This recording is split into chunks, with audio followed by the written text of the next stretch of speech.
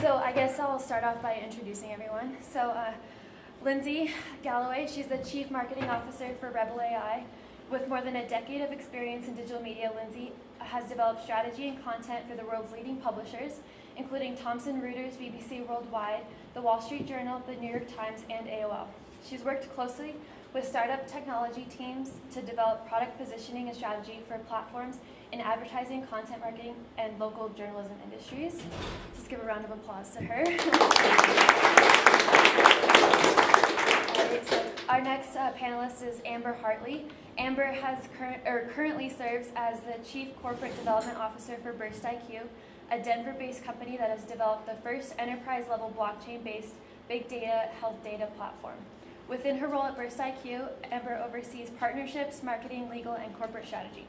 Prior to joining Burst IQ, Amber ran the Center for Healthcare Innovation and led strategy for the CHI Institute for Research and Innovation, both at Catholic Health Initiatives. She has held business development, licensing, and research positions in both the technology and biotechnology sectors. Amber has a BS in Animal Physiology and Neuroscience from the University of California, San Diego, and a Master in Biotechnology from San Jose State University. So let's give another All right, our next panelist is Nina Nichols. She is the founder of the Global Women in Blockchain organization. She founded it as the first international umbrella organization designed to activate and accelerate the powerful partnerships of women to lead in the technology, or in the education, development, and promotion of blockchain technologies. Nina started Denver's Women in Blockchain meetups in her office building in central Denver. Resolution Research hosts a number of meetups, including Hyperledger Denver and the Government Blockchain Association for Colorado, and as well as other events. So another huge round of applause.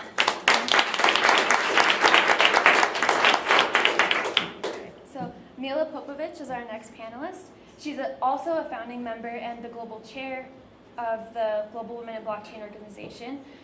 She runs a transformational leadership consultancy called Evolved Leadership, maximizing the potential of individuals, businesses, and communities for superior performance and return on conscious contribution.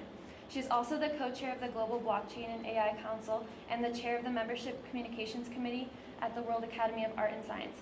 She's a fellow of Vital Voices, Global Women's Leadership, and an associate expert on ethics and gender equality at the European Commission. She serves on the executive committee of Hazel Henderson's Ethical Markets Media and is an expert on gender equality on the Gender Equality Impact Panel of the Katerva Award, the so-called Nobel Prize in Sustainability.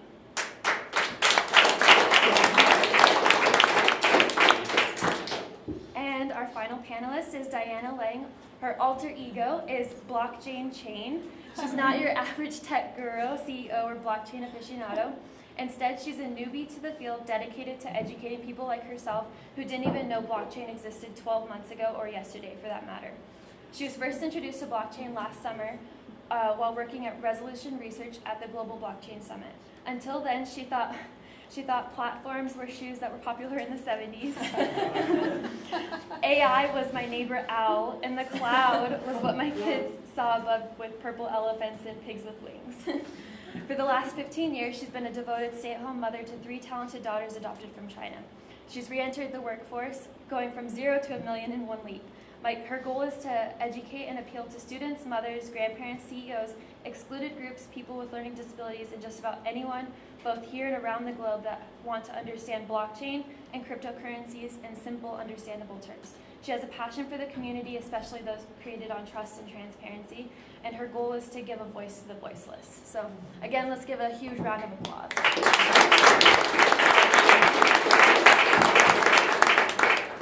So to start off, I figured we'd start with your guys' latest accomplishments or any new announcements from your industry. So whoever would like to start can go ahead. Go ahead, Lindsey. Great. So I'm Lindsey. Thanks everyone for joining. I think that blockchain is a really exciting place to be, and I helped start Rebel AI in October 2016. Digital advertising, for anyone that attended Mandy's presentation yesterday, has a ton of fraud and transparency problems. So blockchain's been a great solution to look at to fix this problem. and it's changing the whole mindset of advertising right now. So it's a really exciting place to be, and really a lot of fun and a lot of stuff to learn, and the industry's learning and everyone's learning at the same page. So it's great to be involved really early.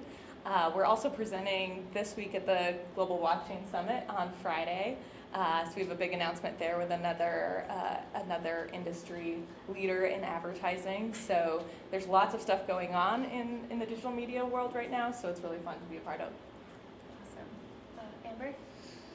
Sure. I would say the most interesting thing that I'm seeing right now is that blockchain is really transitioning out of a very niche kind of just focus on crypto and transitioning into other industries, and really you're starting to see just the baby steps of blockchain getting into other industries.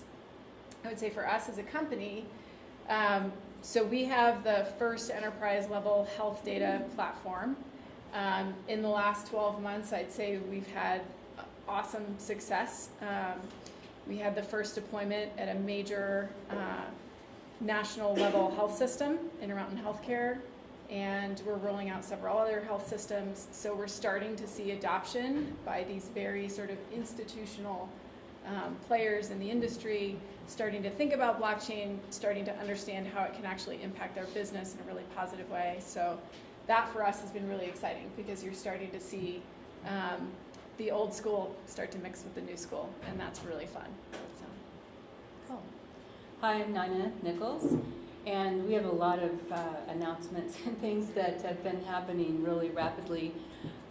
Since I founded Global Women in Blockchain, it's just progressed very, very rapidly with a lot of adoption, which has been terrific to see women becoming involved.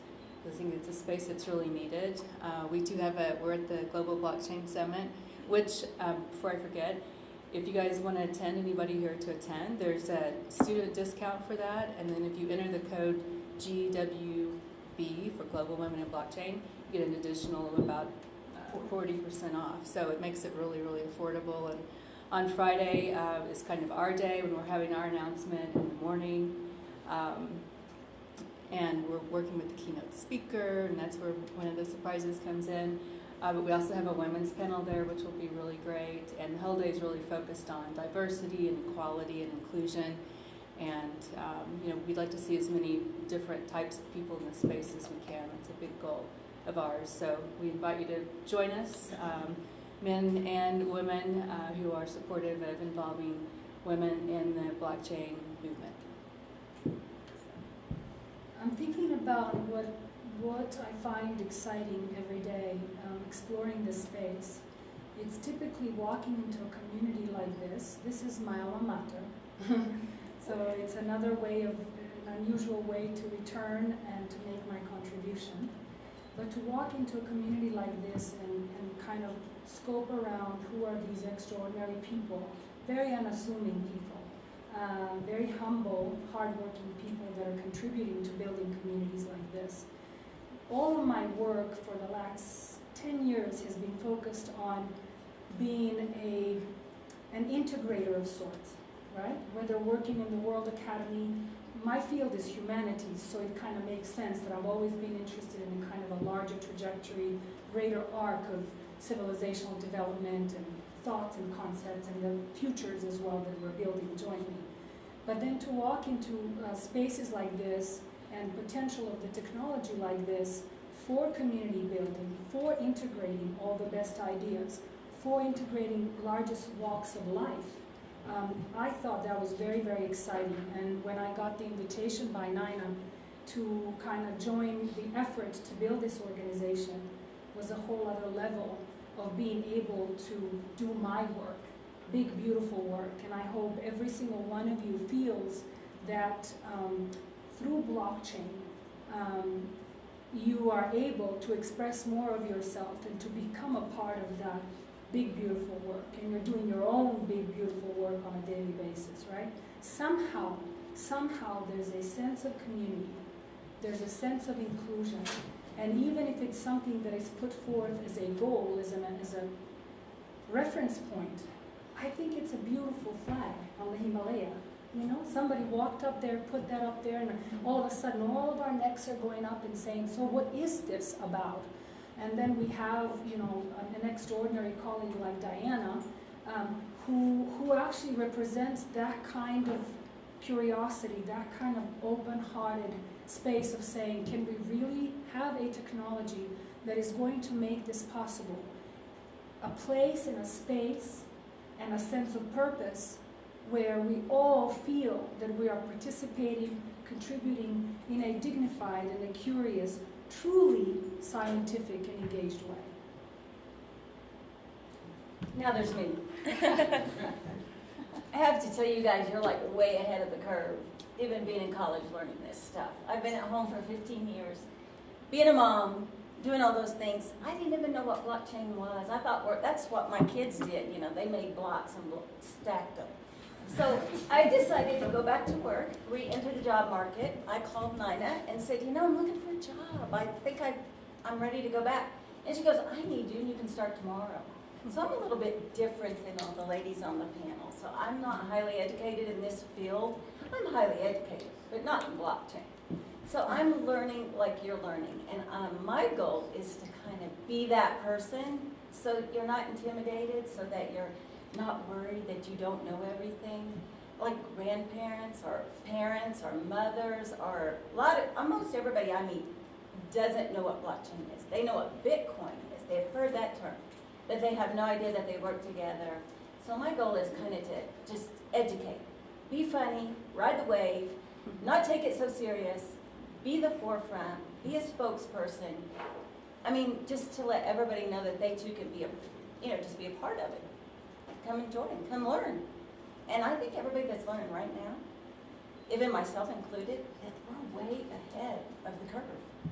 Because, I mean, most people aren't even there yet. So let's just keep it moving, keep learning. And I'm so excited to be part of the Global Women in Blockchain, because they're going to do a lot of great things and a lot of kind of philanthropic work that I'm interested in. They're going to help a lot of people in a lot of places that have not been helped before. And we're partnering with people that are going to touch people's lives, women especially, that just have been kind of left behind. And there's some exciting things coming out. And you need to come to the summit so you can hear about it on Friday. And it's also going to be on Thursday, so we don't want to just talk about Friday, but it's Thursday and Friday, but Friday is kind of our day. So if you're interested, please come, or please look us up and follow us on our website, because there's going to be a lot of exciting news on there. And also, when we get done here, I want to take some photos with you guys. I want some friendies, not just some selfies. And I want to be able to promote it, just like to everybody, for you guys to promote and for us to promote and to kind of share in this community. There's lots of great startups. There's lots of things for women or men combined, and just kind of run with it. So be sure to come up, and we're going to get some friendies with these banners, and you guys are going to help us, get in the 21st century with us. So kind of leading into that, what's helped you guys kind of get to where you are? And what advice do you have for other people who want to set off in this direction? I think the curiosity aspect that you were talking about is so important. I think I started my career in print journalism, which is like joining the horse and buggy industry 10 years after the car was invented. So I was always interested in technology. I was always been a gamer since I was little. So I always knew I wanted to incorporate technology somehow. And I thankfully ended up in kind of the Denver Boulder startup scene, and worked at a digital content place for a little bit, met some good people, ended up in the Boulder startup scene, met a great team that I've been with for 6 years now. And so once you find those people that you work well with and that you can learn a lot from, stick with those people and don't let them go, but just keeping that curiosity and your possibilities open. And I tried coding for a little bit, and I got so frustrated by the missing commas that I knew it wasn't for me, but I still had that curiosity for technology and how it can be applied and the business and social aspects of it and how it can really be transformative. So I just kept my options open and it asked a lot of questions, and I think there's a lot of fields that you can go down that aren't necessarily being a developer. So that would be my recommendation. You were going to go next. next? Are we going in line or? Oh, it doesn't totally matter. doesn't Go for matter. it. I just thought about, I'm quite emotional right now, as you can imagine. I'm back in Boulder, in my place. So I thought about what it is that I've been missing, some questions that I wanted to ask or be asked when I started going to grad school here. And one of them was a simple reminder of academia, which is the Socratic mandate. What is a life well lived? And you may not consciously ask yourself that every day, but subconsciously it's always there. It's that which either irritates us or drives us or frustrates us or turns us on or leaves us sleepless on both the negative and the positive scale.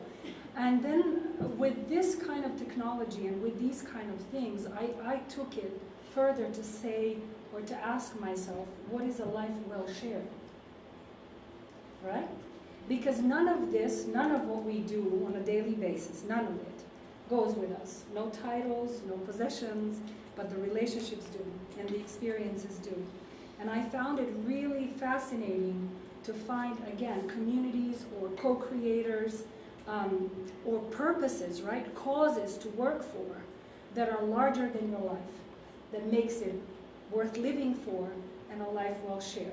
So with that kind of in your background, and that was for me, that's what drove me all along, right? What kind of field of inquiry do I want to be in? Who are the people that I want to spend time with? And what is worth investing my time and my energy in, right? Those are the questions, and one of the greatest friends and mentors, Hazel Henderson, when I asked her, tell me, how do you make a decision every day, big, small, everything? How? I just want to know that edge, that threshold. She would say, well, my dear, it's very simple. I mean, this is a giant of a person. This is a planetary pathfinder whose name you need to know. She would say, I always ask myself, what is it that supports life with capital L? Knowing that my own life will be supported all along the way in the best possible way. So that's what motivated me, that's what carried me. Anything that came in terms of accomplishments was just a consequence, and you don't get too attached to it, to the failure or the accomplishment. You just let that flow carry you forward. And then next stage of that translates into our own field, the field of crypto. What drove, what motivated crypto? What motivated tokens? Because they're not the same, right? Necessarily crypto and tokens. What motivated creation of blockchain? Most of you already know the background information, how it was released and why it would be anonymously released and things like that. That's a whole other marvelous discussion. But the thought of that now, and my advice in terms of even investment of your money, which is investment of your time and your energy. So on the smaller scale, to discuss what would you invest in? I would say that if you invest in crypto that is based on the old mindset, it's going to bust. But if you invest in crypto that is purpose-based, that supports life, long-term, and has a cause, and then it's mounted on blockchain, and then mounted on AI, then we're making sure that both blockchain and AI and crypto support life, and you are the contributor in the greater economy of life.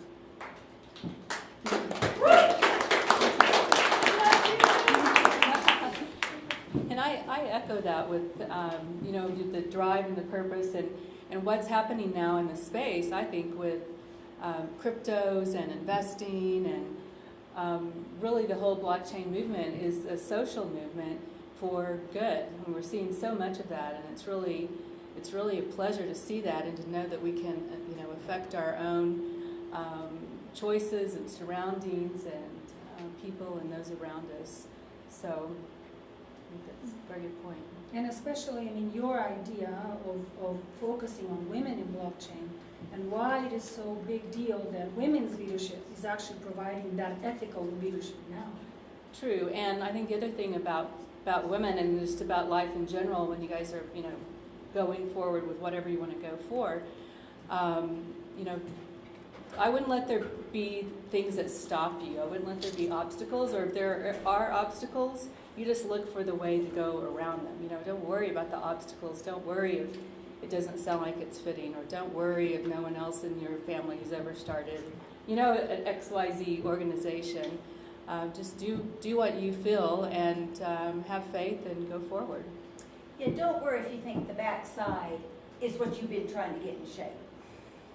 Don't worry if you don't know that the dark web is something that you just don't need to turn the light on. Really, that's me. That's I'm getting in there and I'm learning, and it's not, I'm older than you guys who got your future ahead of you, but I'm older, so I'm learning all this new stuff at a different pace, and it's so exciting. It's so exciting. And I've been out for 15 years, but it's just like you don't even need that 15 years, that piece. You can just step in today and move forward. And I think that's what's so exciting. I would echo what Nina said. I think, as I sort of think about kind of where my career has been very similar to yours, your career is going to take twists and turns, and you're likely going to end up someplace that you never expected that you would end up. And, as you said, like, my degree's in physiology. Technically, it's a pre-med. So the fact that I ended up in blockchain is like a complete mystery to me, let alone to anybody else. But I think what's important is to not be afraid to just jump into things that you don't understand, jump into things that are a little bit scary, and be okay with that. Because really, if you're taking on something that you are not quite sure if you can pull it off, then you're in the right place. Mm-hmm. If you're doing something that you feel like, I've got this, you're either too cocky or you're in a safe place and you're going to get bored really, really quickly. So I would say, and sort of bringing this back to, I think, women in blockchain, I think it's very common for women, and this certainly applies to me, I think it's very common for women to underestimate our own abilities and underestimate what we are capable of. There have been studies that show that women won't apply for a job if they feel like there's a couple of things in the job description that they don't have experience in. And they'll just say, oh, I'm not qualified, I won't apply. Whereas men will just say, like, well, close enough, I'll apply. And really, like, we should be, kind of hate to say leaning in, but we should be leaning in. Because really, you have to take those next steps. You have to be willing to push yourself into something that feels uncomfortable. And especially in something like blockchain that is new, where no one knows everything about it. Nobody does. You don't, none of us do. So you have to be willing to take those leaps and say yes when you're uncomfortable saying yes. So. Awesome. That actually leads sort of into my next question. So what are the biggest challenges that women and underrepresented groups face through this lack of diversity in blockchain? And what are the best solutions for this kind of challenge or problem? I think one thing is just to jump in. A lot of, since forming Global Women in Blockchain, a lot of ladies will say, or women will say, well, what am I going to do? What do I need to do? And I'm like, the first step is just to be present, because a lot of people need to have somebody else that they can see who's done something in order to do the same thing. I mean, Jenny Rometty with IBM said, you've got to, sometimes you just have to be that face for the person to feel comfortable to make that step. But I think one thing is just don't, if you don't feel comfortable, great. That's how it's going to be. So just step forward, move into it, don't worry about it, and again, just don't worry about the obstacles. Everybody has them, so that's just part of it. Yeah, I would echo that. The obstacles, like, don't let that stand in your way. You're going to find people that don't want to help you, or at least, like, if it's not malicious, but you just don't spend a lot of time with those people. Find the people that you do get along with, that you do care about, that do mentor you, that care about what you have to say on the flip side, and stick with those people. You'll always find obstacles no matter what, and all kinds of different obstacles, whether it's reaching your own limit, whether it's external obstacles, and just keep moving forward, and you'll find yourself in a good place. I'll echo the mentorship piece, because I think that's really, really important at all phases of your career. And in many cases, in fact, I think in most cases, a mentorship relationship is not a structured thing. It's not something where you go and like, I would like to sign up for a mentorship program. Like, it just doesn't really work like that when you're in a career. But you can find the people in your career, in your network, that can guide you and help you And at least for me, I would say most of them have been older white men, and that has been a very good thing because knowing the way that they see this industry, whatever industry it is, because I've now been in 3, however they see this industry and however they see the path to success in that industry, I think is really important as a female, as anyone who feels underrepresented in the industry that you're in. I think it's really critical to be able to kind of get into their head and to be able to use the information that they're giving you and start to absorb that and start to put it into your own career, if that makes any sense at all. Definitely. I wanted to kind of go back to the beginning of Global Women in Blockchain and conversations that we had about, my God, I mean, what do we do now call it women in blockchain? We have the right to do so because there's a chronic problem of having 4 to 5% women in tech.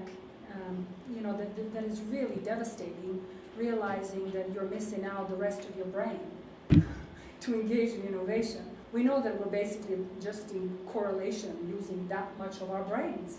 So imagine what would happen if you uncorked this entire potential of the 51% of humanity plus the feminine intelligence in all men and all of the beings on the spectrum between male and female. Then we're talking a whole different future then. So we realize there's a need to call on women in blockchain, to build that presence and that visibility, because when you connect that 4 to 5% of processing power and creative power, then it's a different thing. But we also didn't want to alienate anybody. We just kind of stuck with it as a base to continue talking about why we named it. So we use the name of the organization and the association to actually engage in the conversation why it's only women in blockchain, that it actually is not. Because on the scale of being, of a continuum of a human being, we all are marginalized in one way or another. You might be a veteran that came back from Iraqi war, or I don't know what else is, you already know what's happening out there. We're going to get a whole new wave of veterans. You might be financially in a strand. You might be carrying some kind of terminal disease and still deciding to continue learning until the last passage we all go through. You might be a nerd that is completely misunderstood. You might be a creative that is way too much for everybody. On a full spectrum of human being, we're all marginalized in one way or another. When we come to a place of sitting in that discomfort on the edge of being and the edge of society or a group of people, realizing that that is your greatest resource, because the greatest innovation comes from that edge, from that push to the limit, then we have a whole new game. And I think that is one of the visions, one of the desires or aspirations of this association, to constantly call in on the people that have experienced that kind of edge in knowledge, in society, in their own lives, in their own aspirations and needs, so that we have a greater community to work with more ingenious solutions. Awesome. So I'd like our panelists to be kind of pretty honest about this next question. I think it's a really important question. So I'd like you guys to tell us about your experiences where you wished you had the support of a male advocate, or where you did have the support of male advocates, and just kind of your experience with male advocates, and like if you've been a supporter and that sort of relationship and dynamic. So. Well, I guess I'll start. I was thinking about that actually earlier today on the drive up, and a male advocate for me has been John Carpenter with the Global Blockchain Summit. He's been very supportive of our entire group and inclusion, and I've worked with him for some time, and he's just been super sensational. And when I said, I think I'm going to start, first I said, I think I'm going to start Women in Blockchain Meetup, and he's like, brilliant idea, And I'm like, okay, All right, that sounds good. So he's just been there and behind us and is helping to give us a platform on the stage of the Global Blockchain Summit, and he's been great. He's been my, I would say, strongest supporter, other than my dad, maybe, so far. I went from I worked at, my first job out of college was a group of all editorial women, like 8 women, and now I work on the opposite with 10 men, and I'm the only woman, but I always feel super supported, like I'm really, maybe lucky, I don't know, but it's always been just a great group, and I think it's always a balance too. I think you have the mentorship, but also the people that value what you have to say and have that different perspective that you bring, and we just keep that conversation open, and it's a back and forth, and so I feel really lucky in my career, which is why my advice is always to find those people and do lots of great things together, and as long as you're learning, I think you're in a good spot, and keep pushing those forward, but I've been lucky in that way. I would definitely agree. I would just like to give a huge shout out to all the other organizers. I felt so supported, especially with this panel. You guys have been so excited about it, so I just also like to thank all of you. And hats off to you. I would echo that too, that I think, I've been really lucky in my career. I've had a number of mentors who I think, male mentors to be specific, who really kind of showed me the ropes in various different positions and careers when I was new, and really sort of coming in not knowing anything and feeling like, oh my gosh, I'm so over my head. And I think if you can find those people and really latch on to them, I sort of said it before with mentorship, but that's really what it is. Like, you need to find those people who are really going to help you navigate your own career.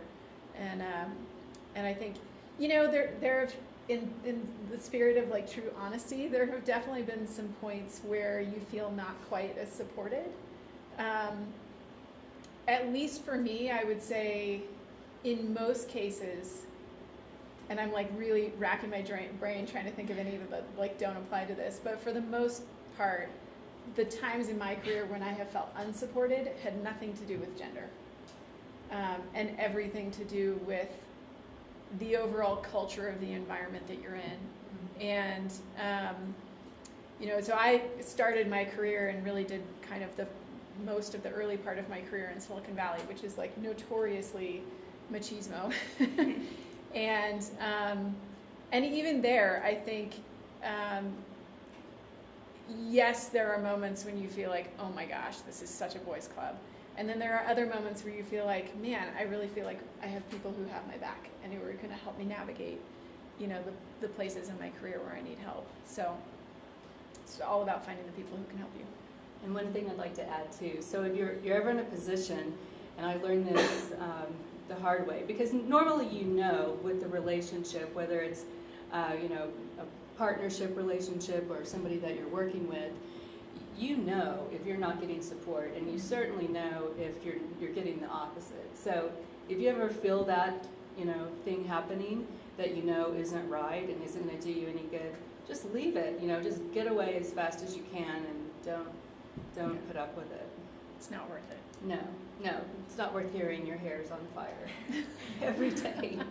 And I do think it's worth talking about it. Like, I think too, like those moments that do happen, and throughout your career, and those moments, and just being open about it. I think if we've learned anything from all the Me Too movement, is that like voices matter, and what you have to say matters, and even little things, just the conversation, and not that you have to be accusatory, not that you have to go out for blood or any of those things, but like talk about how you feel and the things that happened. I think create a whole thing of other people saying, oh yeah, that happens to me, and then the whole community starts to learn, like, okay, what's right, what's important, what are the voices, like these different voices have to say, and just both sides listen, and then but also speak up and talk about your own experience. I think is really valuable, and we've learned that a lot over the past year, I think.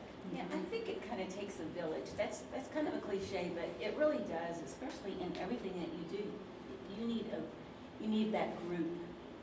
And there's men, women, people that don't look like you, people that don't act like you, people that aren't doing the same things. I think though you need to reach out to them inclusive relationship for all things. I've adopted 3 kids from China, and so we, on a daily basis, kind of have a kind of a different relationship than your average family. We get lots of questions, we get lots of comments, good and bad, but we've kind of learned to kind of take good and bad and turn it around and talk about it, and it really, really helps to talk to other people. For me, that's where I'm learning about blockchain. As a mother, that's how I learned about, does your kid do this? At 16, are they coming home like screaming at you? Is that real? Is that my kid? Or is that how kids act? Or, and then being an adoptive mom, searching out people. I really think it's important to work together, find people that can work together, and really ask questions about all things, whether it's work, whether it's life. I think that's the best way to learn. That's what's helped me the most, and that's what's helping me, and that's how come I want to be a teacher to others about this technology, about this information, because people have helped me so much. I want to share. I want to share to all my friends that are like, what are you doing? What's your new job? What?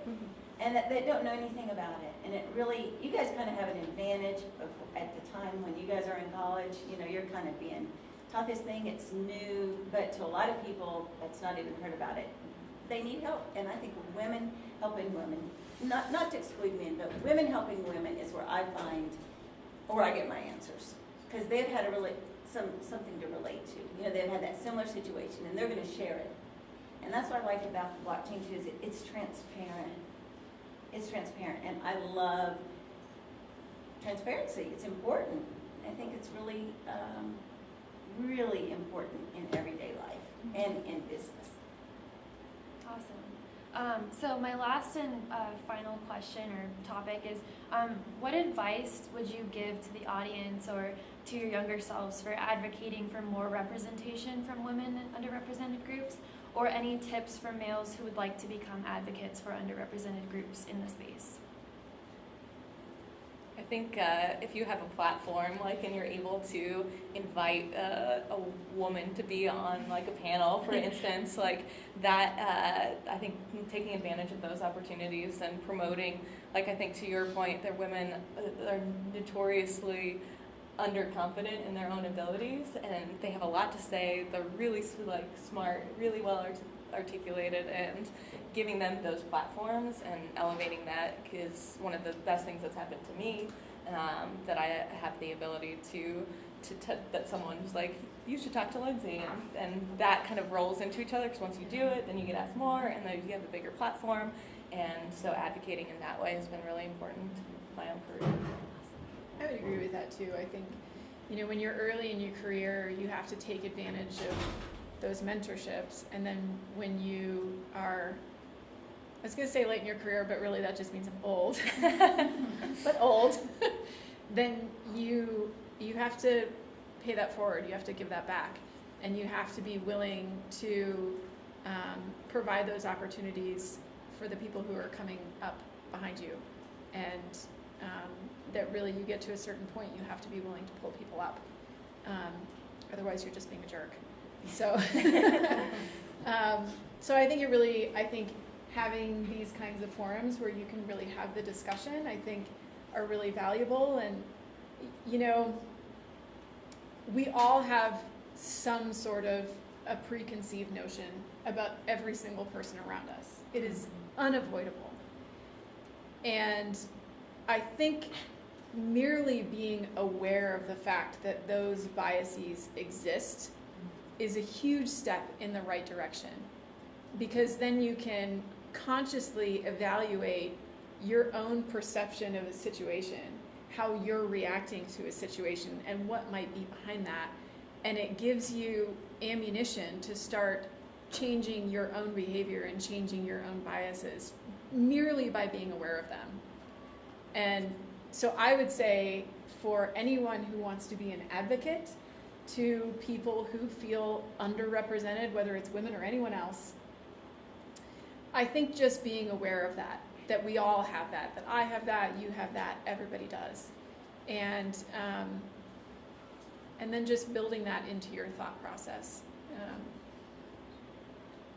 I think that's step one.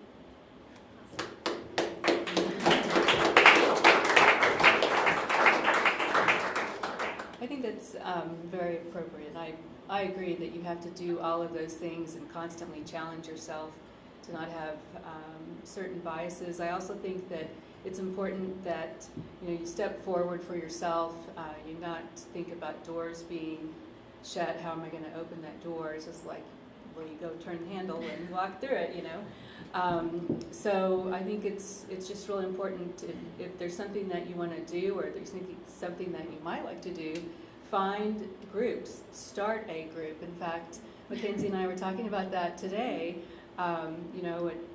Cooper encouraged you just start the group, and you have to just do it sometimes, and just not be scared, and don't worry. A lot of people, I think, maybe are worried of failure. I don't know, I guess I never really have been. I started my own business 25 something years ago, and people are like, how did you do that? And I didn't even think about it if I would fail or not. It's just like, this is what I wanted to do, so I did it. And I think that's important. If you just have something that you want to do, to follow through and do that, and then find like-minded people, individuals, and meetups. There's so many opportunities online now, and that's one thing that we're trying to do with Global Women in Blockchain, is to bring together all the groups under one umbrella across the globe for all women and all the equality of all people, where you can find whoever you're looking for to help you do what it is you want to succeed in. I'm thinking about how, generally speaking, I've been most supported. The greatest support I've received from women. This has been my experience, and rarely an extraordinary man. So this is the support that I got. But I learned the most from courageous men who could share their vulnerable states, who had the courage to be, the courage to open up and speak of how difficult it is to be a man. That equally as we are used and abused in a certain way, you are used as a work body, as a war body, driven to total exhaustion and impotences of all kinds, ours and yours, by a world at a brutal pace, a very unhealthy world. So that's where my experience has been, that there's greater compassion that has arisen within me, even within my own enraged womanhood, where I experienced multitudes of discriminations, both as an intellectual, by far the most in academia, as an artist, not so much, as a single mom, as an immigrant, as an ethnic-looking woman, whatever that meant to certain people or not, you name it, as a projection screen for anything, anybody, anything could bring, right? But that was perfectly fine, because then I diversified my life in return and projected back all the possible things a person could be. So it was worth it. So when I think of, what it is that we can do, and how can we move in this new space that somehow keeps mushrooming and mushrooming. There's something exciting happening with this technology, right? And every technology is imbued with the ideology. And we are at the formative space, we are at the formative times when we're deciding the direction that technology is really going to take. Is it going to make old power systems more efficient? Because it can happen, right? Or is it going to go forward into really greater inclusivity, trust-based relationships and things like that? And this is why every single one of you, or every single one of us, is needed for this conversation. If it's difficult for me to be on this side of a higher panel than you, this feels strange, because I feel that I'm cutting myself off from extraordinary resources that every life story of yours is carrying right now. So one of the reasons we have this association is also to be a platform where these experiences, these gifts can be shared, and these stories can be shared. And I'm so grateful to Mackenzie and all of you organizers for providing the space to discuss something like this and not be solely on the techie side, which is absolutely necessary as the undergird for a conversation like this. But My advice, although it sounds weird, sounds patronizing to give an advice. I don't know what I'm doing. I'm just swimming that's through, and I feel it's joyfully productive and difficult in the most evolving way. So that's what I feel. What I would say to all of us is to remember again that your life, this is a spiritual equation. Yes, I said the S word in academia. Your life is great to the extent to which you make the lives of others greater. This is going to give you the greatest joy. So, when you go out there and you apply your extraordinary knowledge as an investor, as a developer, as a promoter, whatever it is that turns you on to walk into this space today, or bothers you so you want to be present at the discussion, right?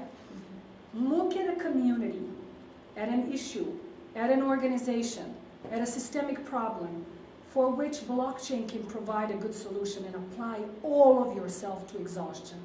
And then step back and think about everything that blockchain and AI cannot be a solution for, and work on that. And that's always going to be relationships, love economy, empathetic living, that is which is larger than all of us. And that is way beyond just our needs and infrastructures and sleep and eat and all of that. The good messiness of life. The time is now. Stronger together. For sure. Well, I'd like to thank all of our panelists today, and if you guys have any questions, don't feel free to raise your hand, or we can do this informally and go down there. Okay, hi, my name is Erica. It's really nice to meet you all. I was kind of wondering, so I'm getting a business degree in accounting and information systems, so obviously not computer science, but I really do want to move into the tech space, and applying to jobs is kind of scary because it's like I have informal experience doing things on my own, but my degree from school doesn't really reflect that, and a lot of the jobs I have don't reflect that. So what would you have as advice for applying to positions? Because I'd like to get a job where I can learn and move forward. So what would you say is a good way to sort of position skills that could be considered maybe less technical into more technical? I would say you're going to learn no matter where you end up. And in some ways, it'll probably take your entire career to sort of find the exact path where you want to end up. And, your first job may be a little bit of what you want, and your second job may be a little bit more of what you want. Just based on my own personal experience, which is really the only thing I can talk about, I pretty much just didn't say no to anything. Somebody was going to offer me money to do something. I'm like, heck yeah, sign me up. And you learn from that. You learn good, bad, and ugly from that. I had a lot of jobs where 2 years into it, I was like, this place is a complete disaster, and I got to get out of here. I had some places that I loved, and I got unceremoniously laid off. And I'm like, well, that sucked. Yep. And you learn from every single one of those experiences. And by the way, I will say, getting laid off, for every single person I know, literally every single person I know who has been laid off, it was the best thing that ever happened to them, because they ended up in a much more positive place. And so don't be afraid of that either. But in terms of positioning your skills, I think it's a great job market. It is not a perfect job market. It's still hard. But there are ways that you can position the work that you've done, even if that work wasn't exactly in, a particular space. Like, you can take what you've done in the last 24 hours. That looks great on your resume. Yep. That looks amazing. So don't discount that stuff. And is it going to be perfect the first job out of college? No. Nope. But it'll be great. And then the next one will also be great. Believe you can do it, number Yeah. one. Believe it. Own it. Let them know that you can. Number two, I think that you just have to work the hardest and be the nicest. I also And be think persistent. I also think the first job is one of the hardest. Yeah. Just to be like super honest, and I hated when people told me like networking, but it really is networking. Yes. And finding people and finding companies, and even if like that you're interested in, and even if they're not hiring, being like, what are you looking for in a few years? Finding that community is so important. So I just think that like it might exactly not be exactly what you're looking for that first job, but you'll start building that network, and that'll grow. And especially if you stay here over many years, you'll just grow and meet people, and they'll have new careers, and you'll kind of grow together. So it gets a lot easier. Yeah. But just get over that first hurdle. Don't underestimate what you done there. Like she Yeah. said, the hackathon, that works. I was a mother, but you know what? I learned so many amazing things. I mean, I had a career before that, I had my own company, but I chose to adopt children, and they were challenging, and I went into all kinds of things like brain integration, advocacy for learning disabilities. I mean, so you can take all those things, even though I was doing it as a mother and I wasn't getting paid for it except for by love, which is a great payment. But you can take that, and then that works on your job resume. I mean, those are some powerful things that I weren't exactly doing for a company, but that I learned and was powerful. So you can take all the things that you've done. And Why build- do you want to go in tech? Well, I guess I just have to know myself, which is weird, but I used to work in programmatic advertising, so I had a tech job. I loved my job. I quit my job to make more money in accounting. I work in accounting, and I You hate it?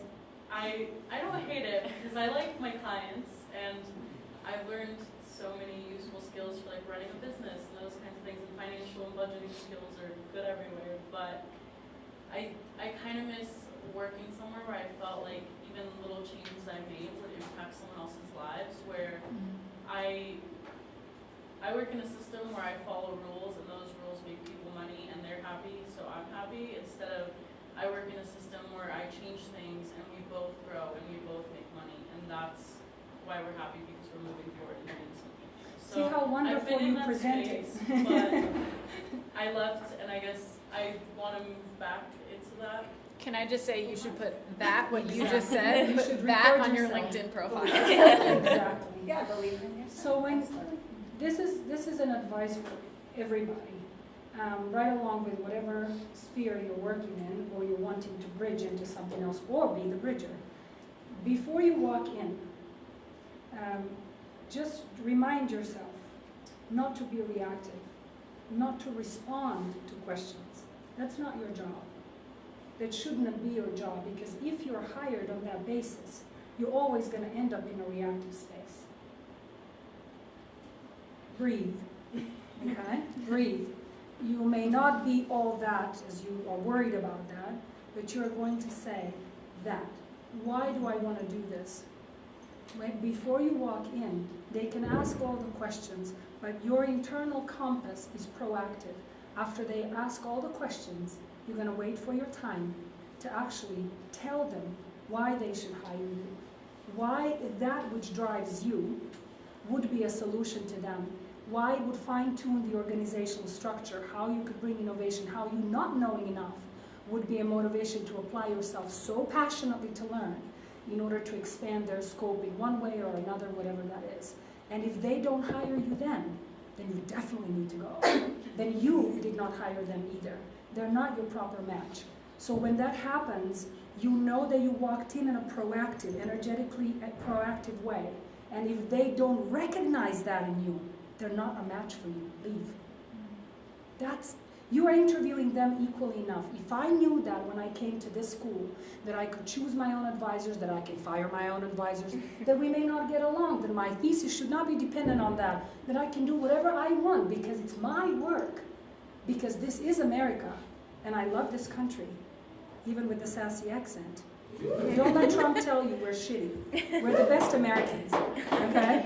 So you're in America that allows for that. It allows for that. And then this is your life, your calling, your job. If they don't see that in you, they're not there for you to begin with. Preach it, sister. Oh, one other thing I just would like to add really yeah. quickly, because I've hired a lot of people in my career, because I have a market research company, which I've had for about 25 years now. And it's just so easy. Like people come in with resumes, and you get these long resumes, and they've done all of this and that. And really what it comes right down to is when you're in front of the person, is showing who you are and that you can do it. And it's really recognizable. Being an employer, it's very recognizable that you can tell that that person really wants to be there and be involved and do it and has it. And I really think that that's the case. And common sense probably trumps everything. All right, any other questions? Can you tell me a little bit more about your academic experience? Mine? Mine. Or not academic experience, like your professional experience, like where all you live, what languages you speak. All of us, or All of you, me? sure. Okay. No. Go ahead. Let's Yeah, hear go for all of your languages. Yeah, I have one language. And Chinese. Well, no. I speak Oklahoman because that's where I was born. My husband often says, quit talking like a hick, but I can't. I speak some versions of English and a little bit of Chinese. So I'll take a different tack on that question. And I say this because, so are you guys familiar with 10-10-10? One person nodding. So if you haven't heard of it, it's a great way to network. I highly recommend it. There's actually one coming up. I'm sort of plugging for them even though I don't work for them. But First IQ came out of 10-10-10 several years ago. And I would recommend that you look into being a ninja for 10-10-10. And the reason I say that is because we all have an A version and a B version. And I think it's important to not be afraid of your B version, because I at least have learned so much more from my failures than I ever have from any sort of successes. And so I guess I'll give you my really quick B version of my career path. I thought I was going to be a marine biologist. That's why I took pre-med. I thought I was going to studied dolphins at undergrad at Scripps Institute. Found out that means spending your entire undergrad career in the library photocopying journals. And realized that in order to do anything really interesting with dolphins, I had to get a PhD, and I was so sick of school that I didn't want to do that. So I finished college, moved back up north to Silicon Valley, joined a little startup that was like, culture was just crazy, out of this world, like not right.